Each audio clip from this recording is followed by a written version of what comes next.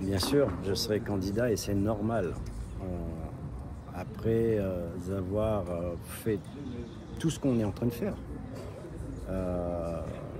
je pense que c'est logique de vouloir continuer au moins sur un second mandat pour continuer le travail, parce que ce serait dommage.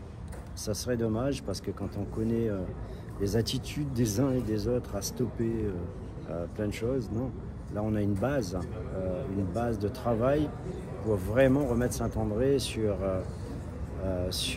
une voie de développement. Saint-André droit devant, c'est pas vraiment anodin, hein. C'est juste pour faire comprendre qu'on doit avancer, qu'une ville, si elle repose pas sur des bases solides, elle ne peut pas avancer.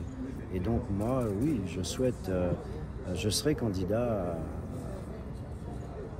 à votre succession. À ma succession. Alors monsieur le maire, justement, vous dites droit devant, vous êtes candidat à votre succession. Vous êtes revenu au cours de cette conférence de presse sur les grands projets qui vont être mis, qui ont déjà été mis en place pour certains réalisés, ou qui vont être mis en place. Qu'en est-il? Oui, je suis revenu dessus. Je vous ai présenté un tas de projets. Vous avez vu les réalisations. Nous sommes là ici sous une très belle réalisation. C'est pas rien. Mais l'avenir, il y a ce qu'on a déjà fait, ce qui est en cours, parce qu'on est en train aussi changer tout ce qui est rue, voirie, hein, chemin, route. Il y a des travaux partout. Mais il y a aussi des bases qui me semblent essentielles, c'est-à-dire l'éducation et l'économie. Alors si je vous parle d'éducation, ben, il y a le projet au Colosse, hein. C'est ce lycée des métiers du tourisme et de l'hôtellerie, et ce campus universitaire. Donc là, je sais qu'il y a actuellement, il y aura des élections, bientôt on connaîtra qui est vainqueur au niveau de l'université. Pour avoir reçu donc ce président qui fait l'intérim aujourd'hui, qui est très très très intéressé par cette idée de campus à Saint-André. Et donc il fera tout pour convaincre ceux et celles qui seront demain aux responsabilités à l'université pour qu'on ne laisse pas tomber parce qu'on a le foncier déjà. Et à côté de ça, on est en train de travailler sur les éléments de loisirs, parce que vous savez, le tout, c'est pas de faire une université, parce que les jeunes, il faut qu'ils s'amusent aussi, hein. Donc nous sommes en train de travailler aussi sur ces dossiers-là. Cet après-midi, j'ai une présentation du groupe Five pour leur projet Z5, grand projet de salle de foot, restauration, etc. Oui, ce sont des projets futurs. Il y a le projet La Gare, parce que la gare, c'est vraiment, pour moi aussi, un très très beau projet culturel. Parce que Saint-André, vous savez, souffre aussi de cette offre culturelle insuffisante. Et je veux vraiment élargir et surtout rendre accessible à tous, et notamment aux enfants. J'insiste, les enfants. Si un enfant, dans son parcours éducatif, n'a pas de base culturelle, je pense qu'il n'aura pas tout pour réussir comme il faut. Et la gare, ce sera vraiment ce centre culturel qui sera dédié à ça, et notamment aux jeunes enfants saint-andréens, pour qu'ils puissent découvrir, assister toutes sortes de manifestations artistiques, culturelles, des peintures, que ce soit de la musique classique, ou tout. Moi, je pense que cet enfant saint-andréen doit avoir accès demain à ces choses-là.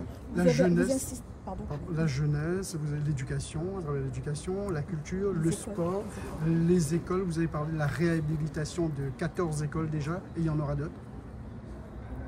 Alors, on a 30 écoles à Saint-André, donc on a déjà réalisé la réhabilitation de la moitié. Et là, la phase 2 concerne l'autre moitié. Donc, ça sera engagé très bientôt pour réhabiliter à hauteur de 15 millions, comme pour la phase 1. Du point de vue de l'économie, vous avez parlé de la mise à disposition d'une vingtaine d'hectares pour les entreprises en zone industrielle en fait. Oui, on a demandé, en tous les cas j'ai demandé dans le déclassement dans la révision de notre PLU qu'on nous déclasse 20 hectares dédiés une zone d'activité économique afin de satisfaire toutes ces demandes que nous avons déjà dans les tiroirs. Des gens qui veulent s'installer à Saint-André, qui reprennent confiance et qui se disent il y a quelque chose à faire là-bas parce qu'il y a une dynamique qui est en place et c'est ça que j'espère que les services qui instruisent et qui valident ce plus révisé nous fera ce cadeau-là. Il y a de grands projets, mais est-ce que la municipalité aura les capacités financières de supporter, de concrétiser tous ces projets? Alors, quand il s'agit de projets que nous avons cités, parce que dans le domaine économique, c'est beaucoup du privé. C'est des investissements privés. Le 5, Z5, c'est du privé. Après, tout ce qu'on vous cite qui relève un petit peu de la collectivité. La collectivité, quand elle lance un projet, c'est pas 100%. C'est toujours une part, mais on va chercher les financements, les subventions, l'Europe, l'État, la région, quelquefois le département. Mais après, on essaye de tout faire, parce que sur nos fonds propres, non, on n'a pas les moyens. Vous savez, une commune, quand elle doit supporter tout ce qu'on supporte en termes de fonctionnement, on a peu, il nous reste peu en investissement. Donc les 150 millions que je vous ai annoncés tout à l'heure, c'est parce qu'on a vraiment réalisé un exploit. C'était pendant la période Covid. Post-Covid, il y a eu des dispositifs REAQE, il y a eu les plans de relance de l'État. Enfin, on a travaillé comme pas possible pour être les prêts et on a obtenu beaucoup de moyens. Et je pense que c'est juste parce que Saint-André en avait besoin. Alors, bien que